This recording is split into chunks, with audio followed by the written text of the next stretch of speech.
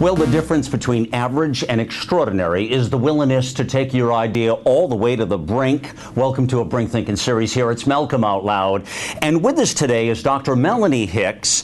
And we're going to talk a little education this morning, educate everyone. Good morning, Melanie. Good morning. Nice to be here. Good to see you. All right. One of the things we've been talking about on the show and some of the recent studies show that when you look at comparisons to U.S. competitiveness from around the world and you measure what we're doing in this country versus other countries, what's happening is we're struggling K through 12, but yet at the university level we're actually doing pretty well. You know, right? And is that what you've been seeing too? I agree. I think that the resources to give the teachers at the K-12 level that little boost, that toolkit to really get in and engage their students as time goes on has been slightly diminished. And so one of the things that they really need is that capacity to get in and get back to teaching their students one-on-one in a real hands-on way to accomplish it. Let's talk about a few things here. We're going to jump right in here, and I want to talk more about this competitiveness and want to specifically discuss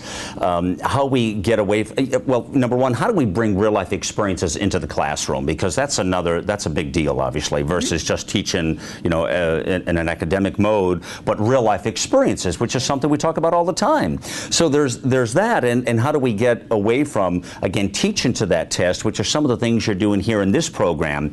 This show, Melanie, is really based, this particular segment is how do we get beyond average? How do we get to a Brink thinking mindset, which is really pushing the boundaries of a concept? So let's jump into that in education here and discuss now what you're doing here as a model goes. How do we, how can we bring those real life experiences into the classroom, and how is what you're doing impacting that point? Sure. We're running a program here that was funded through a grant from the Department of Education that gives teachers an opportunity to both upgrade their content knowledge in the specific areas that that are part of the movement to engage new students in biology and geometry. But beyond that, it gives them an opportunity to work together, to work with faculty, to go out and do actual experiments, and to retool their curriculum in a way to work with other teachers to inspire kids to want to love math and science. And one of the things that all the research, years and years of research, has said is that a student is most influenced by a teacher who is inspiring. And there's been a lot of talk about, well, what makes an inspiring teacher, but if you're excited, if you are happy to be teaching geometry, if you're happy to be teaching biology, or whatever your area of expertise is, and if you're excited about your own curriculum, students will pick up on that, and they will want to join in that excitement, and they'll want to understand what it is about that subject. When you have to, when teachers resort to having to teach to the test, whether they feel like they have to or if it just becomes sort of a crutch, it ends up you lose that enthusiasm. And the enthusiasm is what will keep kids interested as they move through, as the courses get a little harder or the opportunities look a little more daunting. They will continue to have that if they have that inspiration. That is a great point. In fact, let's take that point and broaden that a little bit, because I like where you're at on that. It's the same thing that applies in the business community. It's the same thing applies to whatever you do in life. People can read you. If you have that spark in you, that brilliance in you, that you really want to be there, you want to improve, that's a bit catchy. People will pick that up, obviously, and it does transcend into others in that environment. So that's a great point that you're doing in the education model, is getting teachers to embrace these new ideas, new concepts, right?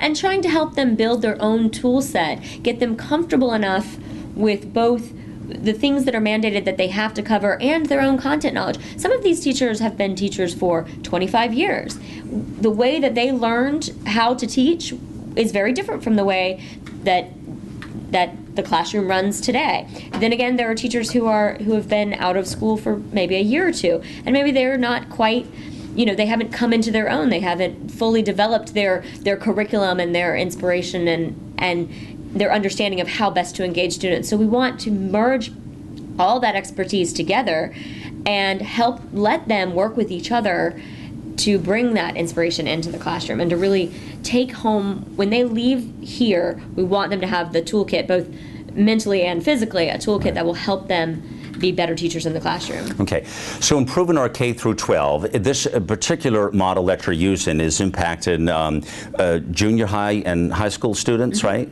And you're teaching it here at the university.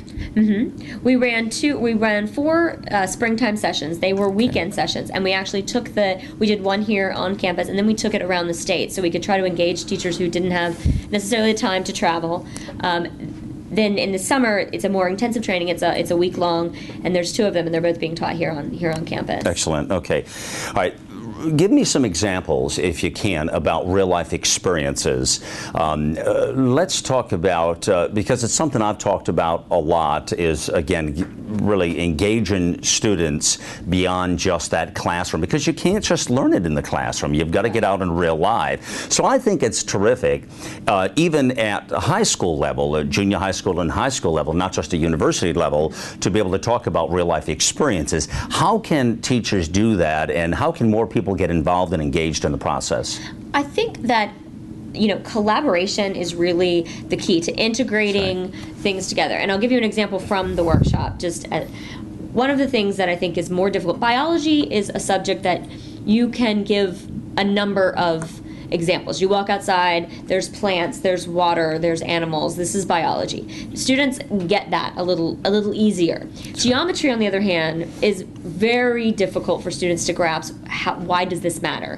What does this mean to me? Especially with the age of technology, you're not writing out proofs in your regular daily life. So one of the things they've done is to put together a course that we call the Shark Talk. And it basically has a professor who studies sharks. He studies their swim patterns. He studies their jaw movements. Wow. And he comes in and talks about how the elements of geometry work with the jaws of a shark. So the angles, the way their teeth are built behind one another, these are all geometrically important factors to this creature that is basically a study of both biology and geometry together. And so things like that get students excited. Sharks. Right. We have weeks on TV about sharks. Students they understand what that is, and when you bring geometry into that, and you also talk about biology, suddenly there's a real world experience that is merging discipline. I like it. I mean, obviously it's raising the bar, obviously. It's pushing the boundaries a little bit more and bringing in more of that. Teachers, how do they get involved and engaged in this program? The grant is called the Science Math Master. Science Math Master. And part of the reason for the name, to make it a little more clear, is obviously it deals with science and math, but what we're trying to do is get these teachers are here in cycle 1, and they're building their curriculum and doing. Then what we hope to do in cycle 2 and 3 is to continue to engage those same teachers and help them become coaches inside their schools, so that they know that if the teachers won't get the exact same workshop, a fully engaged workshop, but hopefully they can share their materials, they can share some of the lessons learned, and they sort of become the master of their school. And so it's a dissemination process to help them, spread some of these techniques. Final thought for you. So the absolute final goal of the program is to get more students engaged, to get teachers more engaged and more excited and more inspired, and therefore help them upgrade their students' excitement and engage, and ultimately scores. Yeah. And the biggest challenge in accomplishing that, do you think? The tests themselves, I think. Helping teachers align all the various standards with a set of curriculum that doesn't have to teach the test, but teaches all the core segments. And I think I think that's just a challenge in itself. Yeah. Well, it sounds like great stuff. Dr. Melanie Hicks, Director of Sponsored Programs here at UT, and thank you for sharing your insight and wisdom on it. And it's good to have you with me. And it's Malcolm Aloud. Remember, get involved, get loud, and think on the brink.